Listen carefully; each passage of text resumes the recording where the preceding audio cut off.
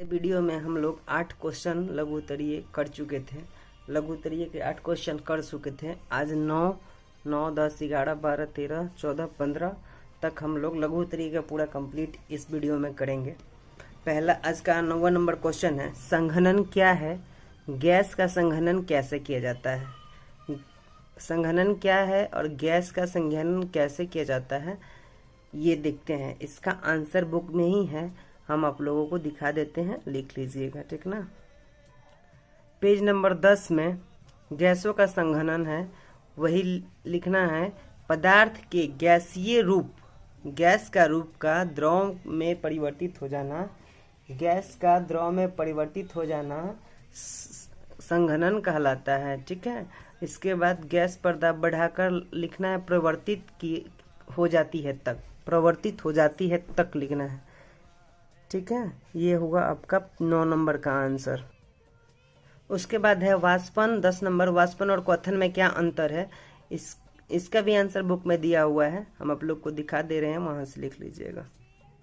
Page number 8 में नीचे सारणी 1.1 में वाष्पन और क्वथन में अंतर दिया हुआ है, इसमें से 3 अंतर लिख लेना है। ये हो गया आपका 10 नंबर। अब आते हैं 11 नंबर क्वेश्चन को देखते हैं। 11 नंबर क्वेश्चन है, गैस के दाब से आप क्या समझते हैं? गैस के दाब से क्या समझते हैं? इसका भी आंसर बुक में दिया हुआ है, दिखा देते हैं आप लोग को। पेज नंबर 11 में गैस का दाब दिया हुआ है, प्रेशर ऑफ गैस। बर्तन की दीवारें की प्रति इकाई क्षेत्रफल पर गैस के कणों द्वारा आरोपित बल गैस का दाब कहलाता है। ये लिख देना है। ये गैस का दबाव का डेफिनेशन है, वही पूछ रहा है गैस के दबाव से आप क्या समझते हैं, ठीक है। गैस के दबाव से आप क्या समझते हैं? एक वायुमंडल दाब बराबर होता है 1.01 × 10⁵ पास्कल। दबाव की इकाई होती है पास्कल, ठीक है। अब देखते हैं 11 नंबर क्वेश्चन।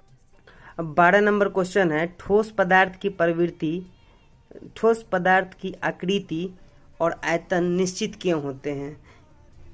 चलिए, इसका भी आंसर सबसे पहला पेज नंबर में ही दिया होगा। ठोस के जो गुण है ना, उसमें सबसे पहला गुण यही है कि ठोस में जो आपका आकृति जो होती है और आयतन जो होता है निश्चित होता है, ठीक है। क्योंकि उसके अंदर का जो कण होता है ना, काफी मजबूती से बंधा हुआ रहता है। ये सब है, दिखा देते हैं आप लोग को कहाँ से लिखना है। ये रहा, आकृति और आयतन निश्चित होते हैं। पेज नंबर 3 में है, ठोस पदार्थ की आकृति और उसके आयतन निश्चित होते हैं, स्थिर रहता है तक लिखना है। ऊपर से लेकर ठोस पदार्थ के अंतराणु का स्थान बहुत कम होता है, इसका आकर्षण बल काफी मजबूत होने के कारण कण को एक दूसरे निकट आ जाते हैं, कण एक दूसरे के निकट आ जाते हैं और दूर नहीं जा सकते। इस कारण मतलब इसकी आकृति जो होती है कायम रहती है, ठोस की आकृति कायम रहती है, इसी कारण आयतन भी स्थिर रहता है, ठीक है। अब आते हैं 14 नंबर क्वेश्चन को देखते हैं। 14 नंबर क्वेश्चन क्या है? 14 नंबर क्वेश्चन है, पदार्थ की प्लाज्मा अवस्था की क्या उपयोगिता है? पदार्थ की प्लाज्मा अवस्था जो है उससे क्या होता है?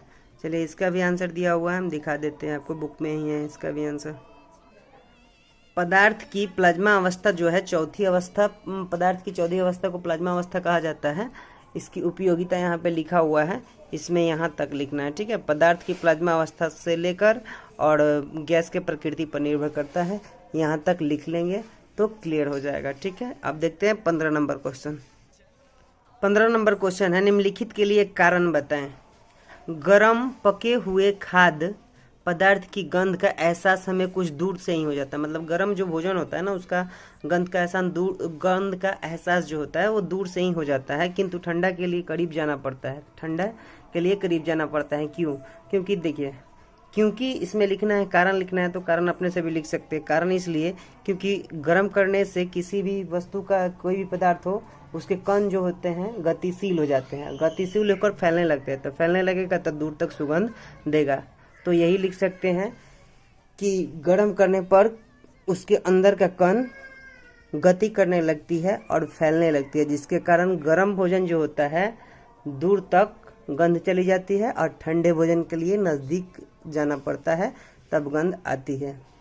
उसके बाद है उसका दूसरा रीजन, देखते हैं दूसरा क्वेश्चन। बिना कोई अवशेष छोड़े ही कपूर गायब हो जाता है। इसका कारण है ऊर्ध्वपातन, सब्लिमेशन। ऊर्ध्वपातन के प्रक्रिया के ऊर्ध्वपातन में ही कपूर गायब हो जाता है, ठीक है, बिना कोई अवशेष छोड़े।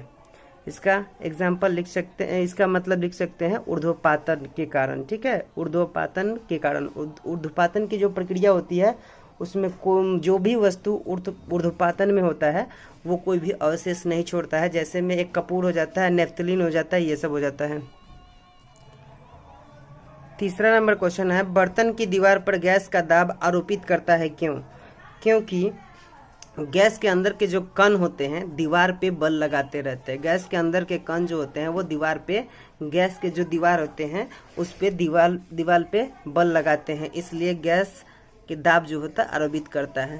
बर्तन की दीवार पर गैस दाब आरोपित करता है। इसके आगे है, क्वथनांक पर द्रव का ताप स्थिर रहता है, क्यों?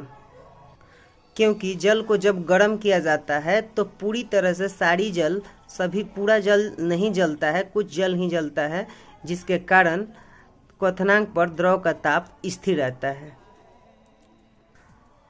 अगला क्वेश्चन है 5 नंबर, गर्मी के दिनों में हम सफ़ेद वस्त्र पहनना पसंद करते हैं, क्यों? गर्मी के दिन में सफ़ेद वस्त्र पहनना इसलिए पसंद करते हैं क्योंकि सफ़ेद रंग का जो भी कपड़ा होता है या हल्का रंग का, वो ऊष्मा का कम अवशोषण करता है, ठीक है, और जो गाढ़ा कलर का होता है, काला हो या गाढ़ा कलर का, वो ऊष्मा का अवशोषण ज़्यादा करता है सफ़ेद के तुलना में, इसलिए हम लोगों को सफ़ेद कपड़ा पहनना चाहिए। इस प्रकार हमारे परिवेश के पदार्थ, अति लघु और लघु क्वेश्चंस कंप्लीट हो गए।